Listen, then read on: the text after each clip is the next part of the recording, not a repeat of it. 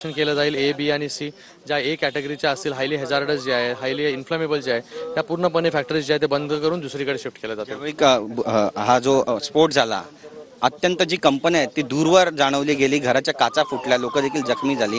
यांना नेमकं तुम्ही काय आवाहन करू शकता? तुम्ही इथले विद्यमान खासदार आहात. त्यांना सगळ्यांना जे आहे जे नुकसान झालेलं आहे कलेक्टर साहेबांनी सांगितलं पंचनामा एका आठवड्यात करून घ्या आणि पंचनामा झाल्यानंतर जो आहे तो एका महिन्यामध्ये जो आहे तो मोबदला हा सगळ्यांना सरसकट दिला गेला पाहिजे. नक्कीच. पण ही जी कंपनी होती या कंपनीची काही माहिती मिळालेली आहे का? ह्याचं फायर ऑडिट हार्डनर बनवायची हायड्रोजन पेरॉक्साईड यूज करून आणि त्याची आता फायर ऑडिट वगैरे या सगळ्या गोष्टी ज्या आहेत ते मला वाटतं इंडस्ट्रियल सेफ्टी युनिट आपल्याला चांगल्या प्रकारे सांगू शकेल. नक्कीच. पण कारवाई केली जाईल कठोरातली कठोर? 100% कारवाई केली जाईल. याच्या अगोदर जर आपण पाहिलं असेल की गेले 2-3 वर्ष जे आहे हे पोल्युशन मोठ्या प्रमाणामध्ये इथे कमी झालेलं आहे. वायू प्रदूषण जे व्हायचं ते कंप्लेंट जे आहे ते पूर्णपणे बंद झाले होते. नॉर्म्स इथे पाळत होते. पण आज रिॲक्टरमुळे ब्लास्ट झाल्यामुळे जे आहे ते इथे आग लागलेली आहे.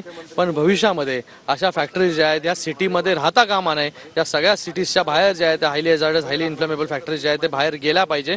हे धोरण जे आहे ते आमच्या सरकारचं आहे आणि 100% सरकार माननीय मुख्यमंत्री उपमुख्यमंत्री आणि उद्योग मंत्री जो आहे हा निर्णय घेतील आणि इमिजिएटली 6 महिन्यामध्ये तुम्हाला रिझल्ट मिळेल की इथून जे आहे ते केमिकल फॅक्टरीज ज्या आहेत त्या पूर्णपणे शिफ्ट करतात. नक्कीच. पण जे जखमी आहेत आणि जे मृत आहेत त्यांना काही मदत सरकार करेल? सरकारकडून पूर्णपणे मदत जी आहे ती सरकार त्याची जबाबदारी घेईल.